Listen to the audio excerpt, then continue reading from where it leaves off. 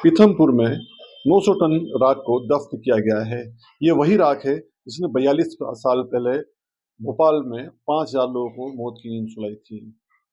भोपाल की union carbide factory जो है डाउ केमिकल, उसमें से जो विषैला धुआं निकला था, उससे जो जिन लोगों की मौत हुई थी, उस कचरे को 42 साल तक हटाया नहीं गया था।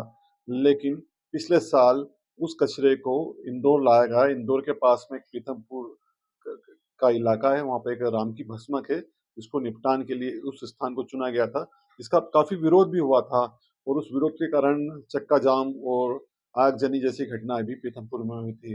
हालांकि कोर्ट के निर्देश के बाद 337 टन कचरे को जलाया गया, लेकिन पिछले 6 महीने से उस जलाए गए कचरे की जो राख थी 900 टन, वो वहीं पर पीथमपुर में ही थी।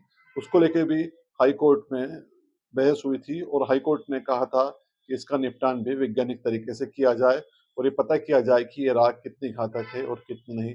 प्रदूषण नियंत्रण बोर्ड ने उस राख को लेकर रिपोर्ट हाई कोर्ट में सबमिट की और फिर हाई कोर्ट से उस राख के निपटान की अनुमति मिली। पिछले 7 दिन से उस 900 टन राख को लैंडफिल किया गया है। उसके लिए एक विशेष रूप से गड्ढा खोदा गया, विशेष तरह की तैयारियों के साथ एक प्लेटफॉर्म बनाया गया, उसमें उस 900 टन राख को रखा गया है। अब ये राख हमेशा हमेशा के लिए पीथमपुर के उस भस्मक में ही दफन हो जाएगी, जहाँ पर उस कचरे को जलाया गया था। 15 साल पहले करीब 30 टन राख को भी वहाँ पर दफनाया गया था, जो भोपाल से लाई गई थी। हालांकि उस समय लोगों ने काफी आरोप लगाए थे, ग्रामीणों का कहना था कि इस राख के इस जो विषैला कचरा है, उसके कारण पानी दूषित हो रहा है। वहाँ का एक जो छोटी सी नदी निकलती है, गंगावती नदी, उस गंगावती नदी का पानी भी काला पड़ गया था।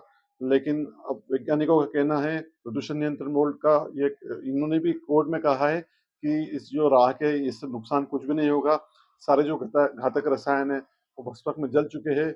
ये राख किसी हानिकारक नहीं होगी।